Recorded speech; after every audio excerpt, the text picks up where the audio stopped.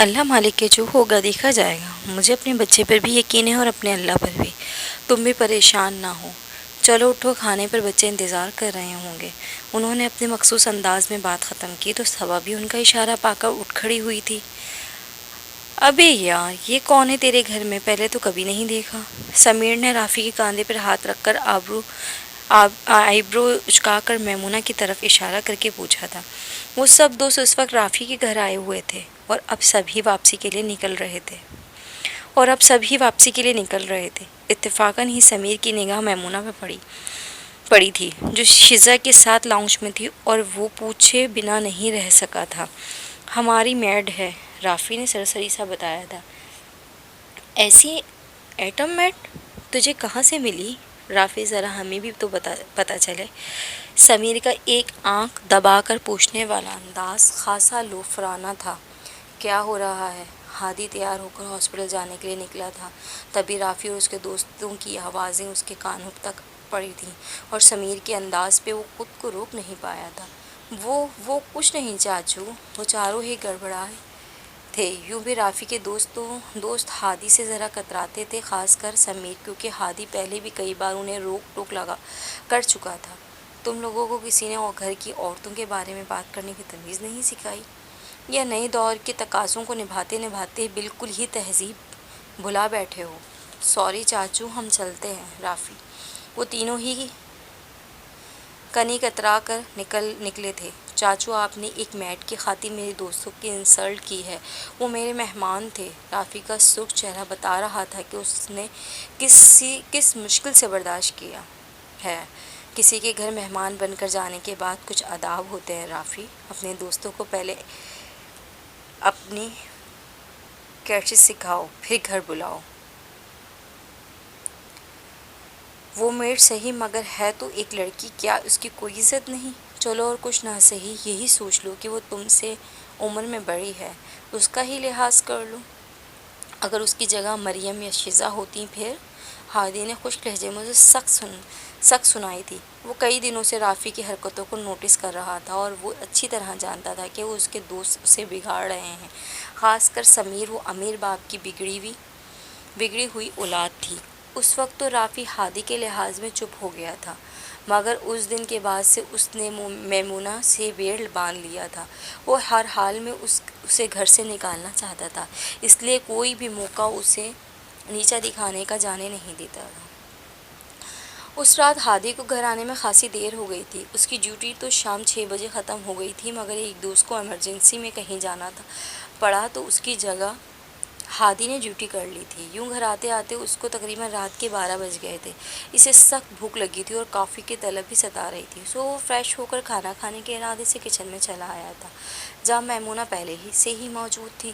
وہ شاید بچوں کے کمرے میں رکھنے کے لیے پانی لینے آئی تھی۔ السلام علیکم، اس نے ہادی کو کچن میں آتے دیکھ کر کہا تھا۔ وعلیکم السلام، کیسی ہیں آپ میمونہ؟ ہادی نے خوشی دلی سے اس کے سلام کا جواب دیکھ کر اس کی خیریت پوچھی۔ جی میں ٹھیک ہوں، آپ کو کچھ چاہیے تھا؟ اس نے ہاتھ میں پکڑی پانی کی بوتل وہیں کچن کاؤنٹر پر رکھ دی۔ جی وہ دراصل بھوک لگی تھی تو کھانا لینے کچن میں آیا تھا، ہادی نے اسے بتا کر فریج کی طرف بڑھا تھا تاکہ کھانا نکال سکے۔ ناصر اکثر ہی اس کا کھانا فریج میں رکھ دیتا تھا، وہ اگر کبھی لیٹ ہو جاتا تو بجائے اسے پریشان کرنے کے خود ہی گرم کر کے کھا لیتا تھا۔ عموماً تو ہاسپٹل میں ہی کھانا کچھ کھا کر ہی آتا تھا۔ آپ بیٹھے، میں گرم کر دیتی ہوں۔ میمونہ سے روک کر خود فریج کے کھانے نکالنے لگی تھی، اور تازہ روٹی بنانے کے لیے چولہے پر تو ابھی رکھ دیا تھا۔ ارے نہیں، اٹس اوکے، میں خود ہی کر لوں گا، آپ زحمت نہ کریں۔ ہادی، یہ ناصر کو بلا لیتا ہوں۔ ہادی نے اسے روکنا چاہا تو وہ اتنی رات گئے اس کے لیے کھانا گرم کر لے، کم از کم یہ اس کی ذمہ داری میں شامل نہیں تھا۔ اور پھر یوں اپنے لیے کسی کو زحمت دینا ہادی کو اچھا نہیں لگ رہا تھا۔ وہ ہمیشہ سے اپنے ساتھ کام خود کرنے کا عادی تھا۔ انہیں اس میں زحمت کیسی ہے، یہ تو میرا کام ہے۔ دراصل آج ناصر کی کچھ طبیعت ٹھیک نہیں تھی، میں نے اسے آرام کرنے کا کہا۔ آج کھانا بھی میں نے ہی بنایا ہے۔ میمونہ نے آلو چکن کا سالن، سلاد اور تازہ روٹی کے ساتھ اس کے سامنے چن دیا تھا۔ میٹھے میں فروٹ کسٹرڈ تھا، کھانا مناسب نمک مرچی کے ساتھ خوش ذائقہ تھا۔ اس کی بھوک اٹھی تھی۔ دراصل مجھے زیادہ چیزیں بنانے نہیں آتی، اس لیے بس سادہ سا کھانا بنایا ہے، وہ شرمندہ سی اس کے سامنے کھڑی کہہ رہی تھی۔ اور یہ حقیقت میں تھی وہ لوئر کلاس سے تعلق رکھنے والی لڑکی تھی جو چٹنی اور اچار کھا کر بھی شکر ادا کرتے تھے۔ ہاں، ناصر ساتھ کھڑے ہوتا تو وہ بچوں کی پسند کی چیزوں کی ترکیب اسے بتاتا جاتا تھا اور وہ بنا دیا کرتی تھی۔ آنٹی نے بھی کافی کچھ سکھایا تھا، آج بچوں نے تو میکرونی بنوائی تھی، باقی سب کے لیے اس نے یہ کھانا بنا دیا تھا۔ نہیں، کھانا تو بہت مزیدار ہے اور گھر کا بنا کھانا چاہے سادہ ہی کیوں نہ ہو مزیدار ہوتا ہے۔ میں نے تو بھوک سے زیادہ ہی کھا لیا، اور واقعی میں ہادی نے سیر ہو کر کھایا تھا اور شکر ادا کیا تھا۔ وہ آپ سے ایک بات کرنا تھی۔ ہادی جب کھانا کھانے کے بعد اپنے لیے کافی بنانے لگا تو اسے اپنے پیچھے میمونہ کی جھجکتی ہوئی آواز سنائی دی۔ جی بولیں، کچھ چاہیے آپ کو، پیسے وغیرہ؟ ہادی سمجھے ایسی کوئی بات ہوگی، اس لیے اس کی جھجک دور کرنے کو خود ہی پوچھا۔ نہیں، مجھے کچھ نہیں چاہیے، دراصل کل رات صفائی کے دوران مجھے رافی کے کمرے سے یہ ملا۔ میمونہ نے اپنی ہتھیلی پہ رکھا لائٹر اور سگریٹ کا پیکٹ ہادی کی طرف بڑھایا تھا۔ غصے اور ضبط سے ہادی نے لب بھینچ لیے تھے۔ اسے رافی کی حرکت پہ شک تو بہت پہلے سے تھا، مگر آج یقین ہو گیا تھا۔ آئی ایم سوری، یہ تو پرسنل، مگر مجھے لگا کہ مجھے آپ کو بتانا چاہیے تھا۔ پلیز آپ اس کو سمجھائیں، وہ ابھی بہت چھوٹا ہے اور یہ سب صحیح نہیں ہے اس کی صحت کے لیے۔ مجھے اس کے دوست بھی عجیب سے لگتے ہیں اور آنٹی بھی اس کی وجہ سے پریشان رہتی ہیں۔ میمونہ کے لہجے میں فکر مندی اور پریشانی جھلک رہی تھی، جیسے کسی اپنے کے لیے پریشان ہوا جاتا ہے۔ آپ ٹھیک کہہ رہی ہیں، میں خود اس کی وجہ سے بہت پریشان ہوں اور اسے کئی بار سمجھایا بھی ہے، مگر وہ عمر کے جس حصے میں ہے وہاں ہر صحیح غلط اور غلط صحیح لگتا ہے۔ آپ اس سے کچھ مت کہیے گا، میں خود اس سے بات کر لوں گا۔ ہادی نے وہ دونوں چیزیں میمونہ کے ہاتھ سے لے لی تھیں۔ اس نے اسی لمحے سوچ لیا تھا کہ وہ اب رافی سے سنجیدگی سے بات کرے گا، اور اگر وہ نہ مانا تو پھر اسے کوئی انتہائی قدم اٹھانا ہوگا، کیونکہ بہرحال وہ بچی اس کی ذمہ داری تھی۔ جی ٹھیک ہے، جیسا آپ کو مناسب لگے۔ Thank you Maimoona for your concern. مجھے خوشی ہے کہ آپ اس گھر میں لانے کا میرا فیصلہ غلط نہیں تھا۔ اس میں شکریہ کی کیا بات ہے ڈاکٹر ہادی، یہ میری ذمہ داری ہے۔ میمونہ پانی کی بوتل لے کر وہاں سے چلی گئی تھی تو کافی بناتے ہوئے ہادی مسلسل رافی کے بارے میں ہی سوچ رہا تھا۔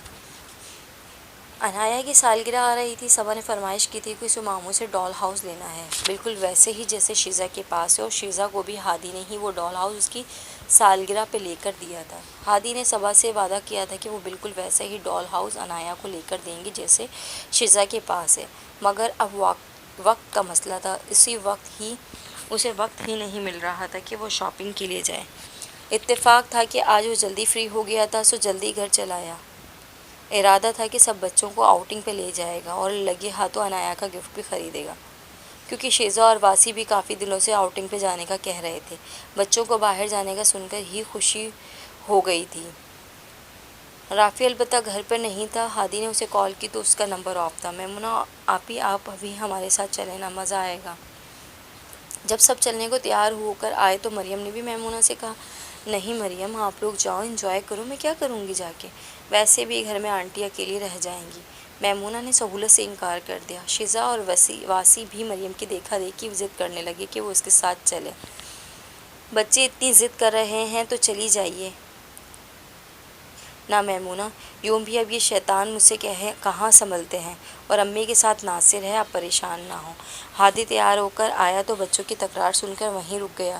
جی ٹھیک ہے۔ کلائی پہ گھڑی باندھتے اس شخص کو وہ انکار نہیں کر پائی۔ وہ سب تیار ہو کر گاڑی میں آ بیٹھے تھے۔ مریم آگے ہادی کے ساتھ تھی، جبکہ وہ شیزا اور واسی کے ساتھ پیچھے بیٹھی تھی۔ تینوں بچے اس سے اپنی اپنی فرمائش کر رہے تھے اور وہ ہنس ہنس کے ان سب کے سن رہا تھا۔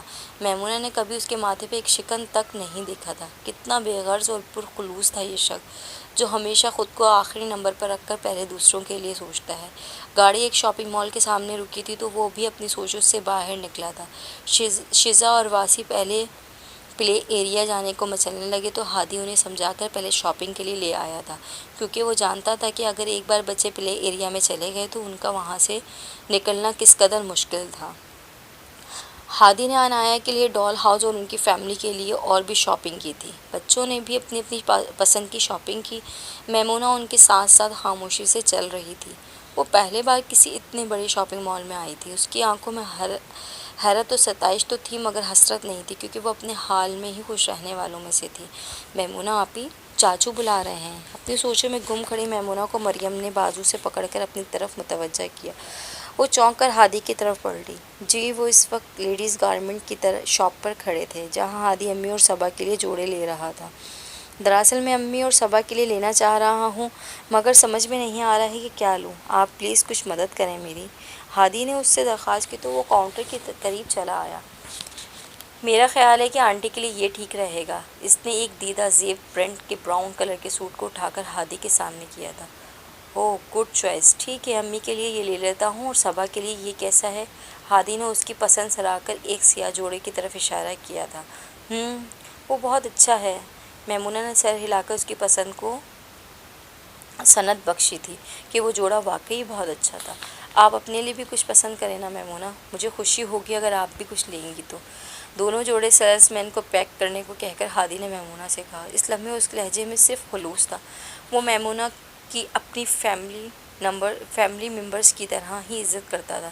نہیں، میرے پاس بہت کپڑے ہیں، آپ کا بہت شکریہ، میمونہ نے سہولت سے انکار کر دیا تھا، اس طرف سے کہ اسے برا بھی نہ لگے۔ ہادی نے مسکرا کر سر ہلا دیا تھا، مزید اصرار نہیں کیا تھا کہ وہ سیل مین کو پیسے دینے لگا تو میمونہ موقع غنیمت جان کر واسی کے پیچھے باہر نکل آئی، جو پلے ایریا جانے کو بے چین ہو رہا تھا۔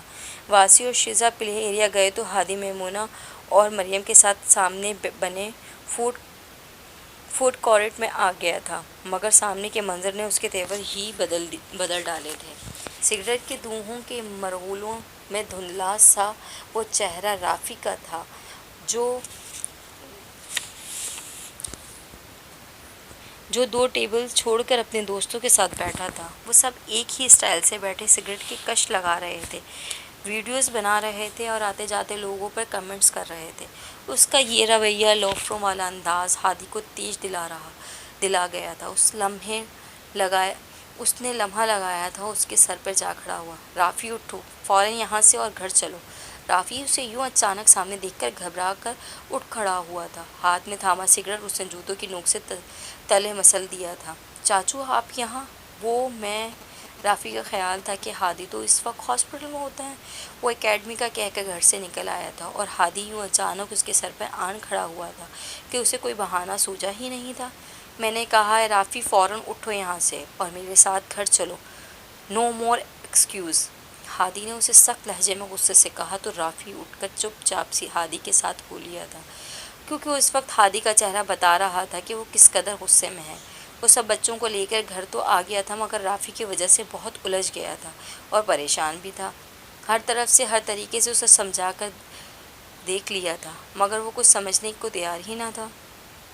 پہلی بار ہادی کو سب کچھ سنبھالنا مشکل لگ رہا تھا، وگرنہ بھابھی کے اچانک انتقال اور احد بھائی کے بیرون ملک جا بسنے اور اولاد سے لا تعلقی کے بعد بھی ہادی نے خوش اسلوبی سے سب سنبھالا تھا، مگر اب سب ہاتھ سے نکلتا لگ رہا تھا۔ گھر آ کر ہادی کا رویہ معمول کے مطابق تھا۔ وہ ناصر کو کھانا لگانے کا کہہ کر امی کے کمرے میں آ گیا تھا۔ اس نے ساری چیزیں آ کر امی کو تھما دی تھی، صبا اور عنایہ کے گفٹس اور امی کا جوڑا جو انہیں بہت پسند آیا تھا۔ جیتے رہو، خوش رہو بیٹا، اللہ اس طرح تمہارے رزق حلال میں برکت ڈالے۔ امی نے نم آنکھوں سے اس کی پیشانی چوم لی تھی۔ تم نے اپنے لیے کچھ نہیں لیا ہادی؟ وہ جانتی تھی، پھر بھی پوچھا تھا۔ ضرورت نہیں تھی امی، جب ہوگی تب لے لوں گا، اور بچوں کی چیزیں ان کے پاس ہیں، وہ آپ کو خود ہی دکھا دیں گے، اس نے ہمیشہ والی جواب دیا۔ وہ جانتی تھی کہ وہ ہمیشہ اپنی ضرورتوں کو پیچھے دھکیل دیتا ہے۔ اور ہاں امی، یہ پلیز میمونہ کو دے دیجیے گا، اس نے تو کچھ بھی لینے سے منع کر دیا، پر مجھے اچھا نہیں لگا کہ سب کے لیے لوں اور اس کے لیے نہیں، میرا دینا مناسب نہیں ہے، آپ دیں گے تو وہ رکھ لے گی۔